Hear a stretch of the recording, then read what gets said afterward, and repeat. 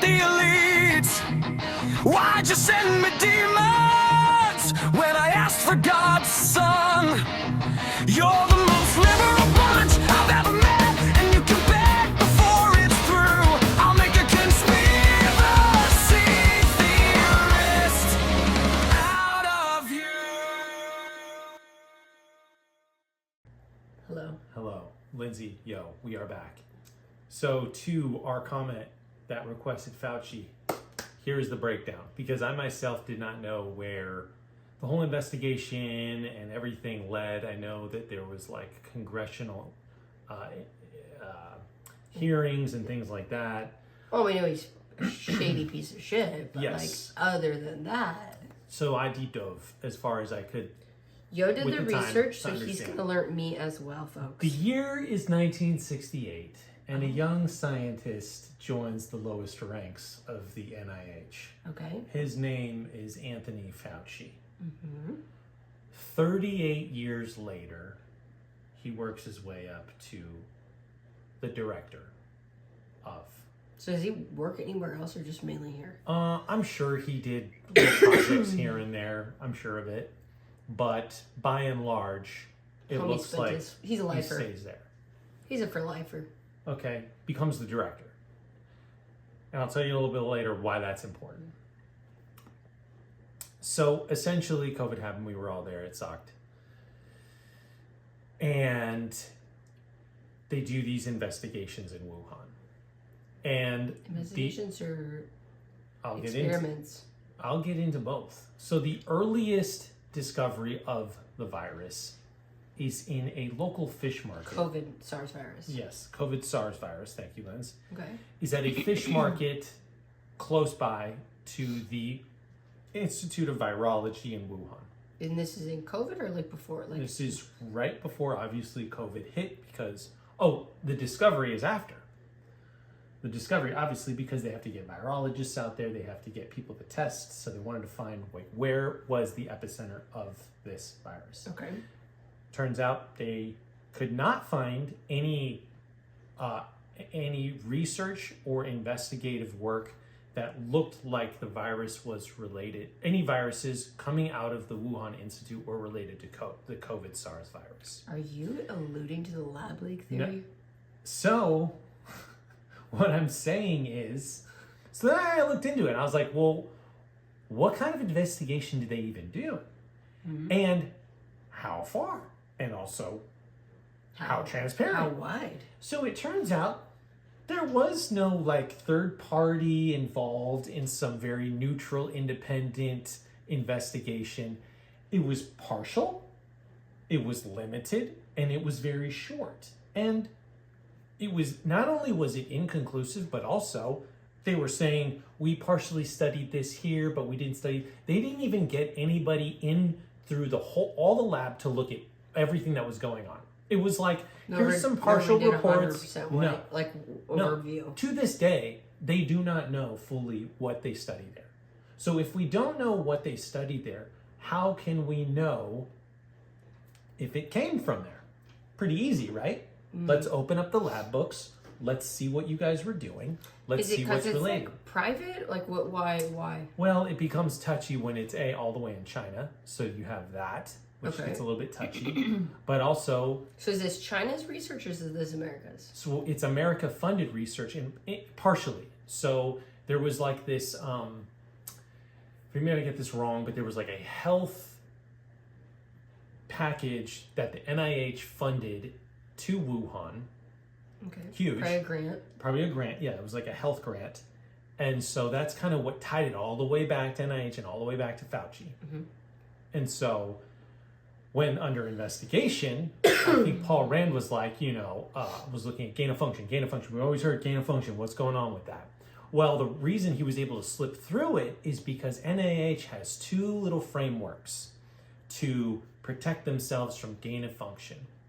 Essentially, what they can say is our frameworks are to protect us from any type of engineering that would go on within these viruses. Engineering in a DNA chain would look like cutting and splicing, inserting things like that. So CRISPR. Which is like CRISPR, where you can very clearly see. It's been manipulated. Yeah, it's Or manipulated synthetic. from anything relative in the past. You can look at it and say, okay, over the course of this amount of crossover and things going on like that, how it could transfer from this to that. And if there's an insertion or something like that, it becomes very blatantly clear So to that these is gain of genealogists. function, or that That is what gain of function is supposed to protect from. So gain of function and this other framework called EPPP, it's 3 Ps. I know PPP loans, you're thinking that, but it's not that. I know. It's environmental protection of pathogens, pansies. Let's just call it that, because I don't know what the last piece of shit. piece of shits. Thank you. So these two frameworks within the NIH are like, hey, if we suspect this is going on, shut it down. There's a problem, right? like if we as Americans think that China's doing this, we should Anywhere shut in the down? world, at who's- any institute that so we are, If we think that we as Americans are doing it, shut it down. it needs to have a review. It needs to be inspected. It needs to be audited. We need to check it, and there's some clear. Okay, I have a question because Yes. I vaguely remember during these trials that when they were doing the gain of function, it was something like you took something and manipulated it, like from a bat, and you made it more contagious to humans. Right. Now, That's what gain of function I thought meant. Sure, but it's all nuanced. It's all in the fine print. Okay. Because if something is in a lab, manipulated over time, evolutionarily, slowly, without these insertions, this engineering, well, there's no way to prove that it was not environmental spillover, as they call it, which essentially is an emerging strain that just evolves naturally, So you're- or if it was from a lab. So you're They saying couldn't pin it on him. okay, so you're saying if they essentially catalyzed Yes. the mutations of the virus Yes. organically, like just through a natural, or not even have to be natural, but more it catalyzed it in a pattern that is like step A to step B to step C, without it going like step A to step D, then it's not deemed gain of research. Correct. Gain Okay. of function research. Okay, so if they can show like the evolutionary path, it's not deemed gain of function. Well, here's where it gets slippery because the plot thickens. Okay. The closest relative to the COVID SARS is 96%. In the natural world, ever known, pre this variant showing up, is 96%. And you would think maybe as a normal person like you and I, that's pretty close. But actually in the viral genealogy community, that's almost indistinguishable. It's very, very far. 96% from one virus to another constitutes 10 years of evolution, apparently. It's 10 years, it's a gap. It's a huge gap. So the one they released, so to speak, is essentially like they expedited 10 years of evolution in a lab. Right. And Which they're is- going to say that's not gain of function, and that's the pickle. Like, well, Adding insult to injury, they have to this day not found the COVID SARS vaccine in any natural environment, not in a bat, not in an organism. vaccine or the COVID? The COVID SARS. Just pure. Just in But I humans. thought you said, well, hold on. I thought you said that it was 96% the same already existing. Yes. So that one has been found, though? The 96% one, yes. That closest relative, yes. We're talking So, about like- now the most modern strain. So the 98% or the 97% or the 99%, you're saying none of those have been found? They don't exist. Yes, that's what I'm It saying. gapped. Nobody has found. It's a gap. It gapped. And So- then the most recent one was only So, found in humans. What you're saying is they're getting out on a technicality of verbiage. Correct. Where the science, when you look at it, actually says this undoubtedly had to have been studied in a lab, and this is why it preemptively began with Fauci being at this organization for almost 40 years, folks. And now you're going to look at a gap of 10 years for this strain to evolve. So he was working on Not the whole found time. anywhere. Under his framework, it seems like, with great power comes great responsibility, and well, boy, he could just willy-nilly do whatever Well, he's he been pardoned. wanted. He's been pardoned. And so He's not long as here. there wasn't any very major manipulation and engineering within these I think they're not DNA, they're RNA strands, which So is single strand. okay, wait. I have a question. So pretty does easy to he? fake. So does he, the NIH board or whoever's in charge of it, do they deem the parameters of what sets gain of function, the splicing and dicing versus the continual evolution? Are they the one who set those word parameters? It's very gray.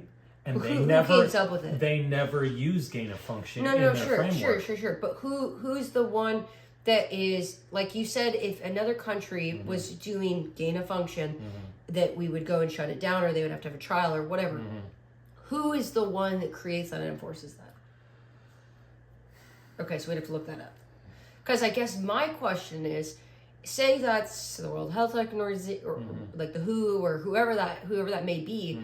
What it sounds like is you'd need the legal system to then say we need to change that to make it less nuanced. Correct. Because legally they're getting out on a loophole of technicality, because it's pretty common sense at that point to say, hey, look, your manipulations obviously made this mutation. Right. However, you can't call it gain of function because technically it evolutionarily Think of it changed. more like this. Gain of function is the smoking gun, and he's creating a system that's going, well, you didn't find our fingerprints on it, so because you didn't find our fingerprints on it, and what we made was a gun, but it was made over a long period of time, and it was maybe from something that could not have been looking like a gun, and it could have organically Your showed up. analogies are not great. I'm going to be honest. Could have just organically showed up Your through analogies, evolution. your analogies are not great. What I'm trying to say is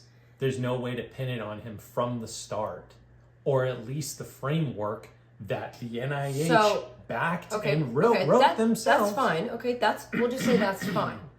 As a lawyer, I'm not a lawyer, but as a lawyer, my question would be then, why don't you look at the gray zone and say, what was the first case that made gain of function something that you should go after? Sure. Then from there, you probably would dig into it and say, okay, probably because it's very risky, very dangerous. So that's why it's a national security, it's a world threat. At what part does the evolutionarily grayscale, willy-nilly method become so different that it is in its a new category, that it's not technically gain of function, but maybe gain of mobility? Right. Well, I don't know. You know what I'm saying? Like, when does it become something new entirely? It's pretty easy to backtrack. Like, okay, a pathogen's created. It spreads across hundreds of thousands, if not millions of people die. You can go back and be like, well, they did have this in it, and that's pretty easy to see. I don't think the question in this... So the problem is... Well, it came from there. Sure, but the problem in our legal system is it's not always what's ethical or what's right and wrong. That's not how our law system's set up. It's what is the law, and can you pin them on the law? Well, the law is saying it's gain of function. Well, technically, it's not gain of function. So you'd have to say, okay, whatever, move on. Right. So you can't fixate on that. And I think that's where Paul Rand became this, like... Because he kept going down at it. It was like... But what you need to do is, and again, I'm not telling you... You got to pivot. Paul Rand, I'm not trying to tell him how to do his job, but perhaps the better would be to then look at it and say, okay, fuck that.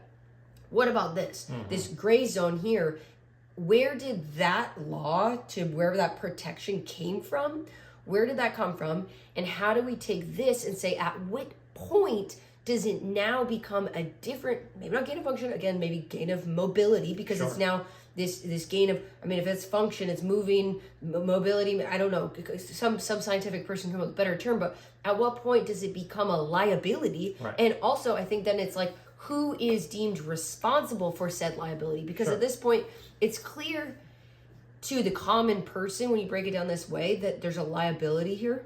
And there's an accountability to the liability. But the liability is in a gray area because it's never been done before. So they're dicking around with something that is technically, oh, it's not illegal. Well, no, it may not be illegal yet. It doesn't mean we can't make it illegal. Furthermore. And then, can you pin somebody post it being illegal? I mean, isn't that the first case? You'd sue them then. Yes. So you'd have to sue them. So Rand Paul should sue them. That's what accountability is. Yeah, so what would need to happen is, fuck your thing on gain of function, and you'd say, you know what? Okay, we're going to whoop up a new lawsuit. You sue them on gross misconduct. in terms of your security, your safety, your audits, Yeah. with great power comes great responsibility. If you want to study viruses, well, probably have set in place massive parameters where you can be tracked on what you're doing. You can show Well, I exactly think- what you're studying Well, there's something on a federal audit, at least to Okay, Congress. okay. Well, Maybe not to everybody. Okay, some of that stuff probably is, but it's also private. Some of it's private funded. Sure. So they're not going to show private funded shit. I think, yes, to some degree on that. I think more so it's like you have to draw the line and ask the science community, science TM, ask them at what point does the jump in change? Like if you're looking at, 96%, so that's a 4% from, if it was 100% different, obviously that's 100% different. If it's, so there's 4% different, then it's 100% the same, right? I mean, am I doing that right? I don't know if I'm subtracting that right. Or is it the inverse of that? I don't know. 96% the same. If it was 99% the same, is it as detrimental and dangerous to us as a 96% different? Is it at 90% that it becomes dangerous? At what point, how different is it that our immune systems would freak out? And maybe that's a hypothesis and we can't really know it for Well, certain. also if the variations affect its transmittability, how dangerous it is. Well, that's in why they're what not going way, to. That's why they're not going to because draw a line all in the these sand. variances, they switch different things. Sure. Well, then about what it. you have to do is you have to come up with a base threshold and say at least this is the base minimum. Sure. If it goes over this point, it's too risky. And perhaps they already have said that and say, oh, well, if it reaches 90% different, it's this. We would have to look into that. I think what you'd have to look at and say, okay, well, you're doing something where you're making these gaps where, yes, you're showing the evolutionary change, but if this were to ever get out, the gap would go from here to here. Mm-hmm. So yes, you have it in this confined, basically in a vacuum, it's evolutionarily changing. But if it somehow accidentally got out into the world, it's not evolutionarily changing. It actually gaps. And so to me, that's where you would really, you'd shove and prod and poke at that. Most things in nature don't just gap. I get it. Well, Maybe they mutations. didn't. Maybe Mutations they didn't sometimes. test a certain, rodent or cockroach or insect that was harboring it over a period of time, and they didn't see. Maybe it's not tested. I don't know. And it was just quietly evolving over a long period of time, and then that's the closest one we could find. I'm just saying, if you're studying various things pretty regularly, I mean, it's easy to see how things can evolution. I think we're going kind of long on this one. Okay, we are.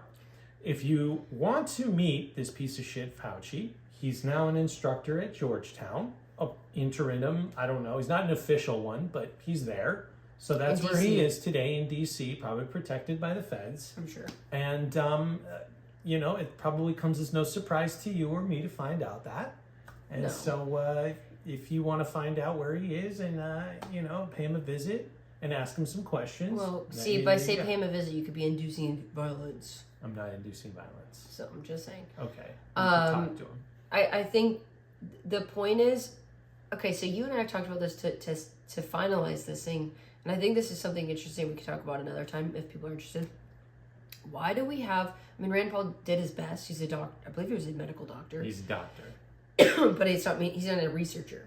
He's not a virologist either. Yes. My question is, why do we have people in Congress being the only one really like trialing these people? Like I remember when the Facebook trial happened or all the tech, like you had these boomers who literally didn't even understand like cookies or like how anything worked. And it's like, of course you're going to have antitrust violations and all sorts of issues in our system when you have dust buckets. Not that Rand Paul is a dust bucket, because I think he's a very smart man. But in a lot of times, we have people who are incompetent going up against them. And I'm like, again, Right. maybe this ties into our last video that it's intentional. Well, I think what we probably could learn from this is it would be effective to have third-party groups that independently review these organizations and what type of frameworks they're creating, and also the labs and just general, like I worked in manufacturing, you have an audit that happens. It's random, it's very, very deep, and they want to make sure you're not going to blow up shit, you're not going to poison the water supply. Same thing we should probably have audits. Maybe they do. And I don't know that they don't. it's very limited from what I found out because virology is so new, whereas nuclear energy has been around for a while, so we know how to audit it. So I guess now Trump just kind of shut down funding for all this kind of shit. And they're probably restructuring and figuring out if we do ever want to fund this kind of stuff 3 years again. from now when the Democrats win, because Probably. we just talked about this. Right. Because it's important to know how a future super virus could affect humans. Hypothetically. That's important. Anyway. Or we could just make it so we find out. Meat and potatoes, guys. I hope I did a good job. I know I probably messed up on some few things, but that's kind of what... If you have additional questions or there's other things that you think we should look into more, I think maybe Yo went down the like very medical, not as much of the conspiracy. I think there is conspiracies on Fauci from my understanding. Like, I'm sure there is. The whole thing fucking stinks. like maybe he's Illuminati. I mean, I don't know. it's a trailhead for the whole fucking thing stinks, in my opinion. So, anyway, guys. All right. Well, Much love. take care. The next one.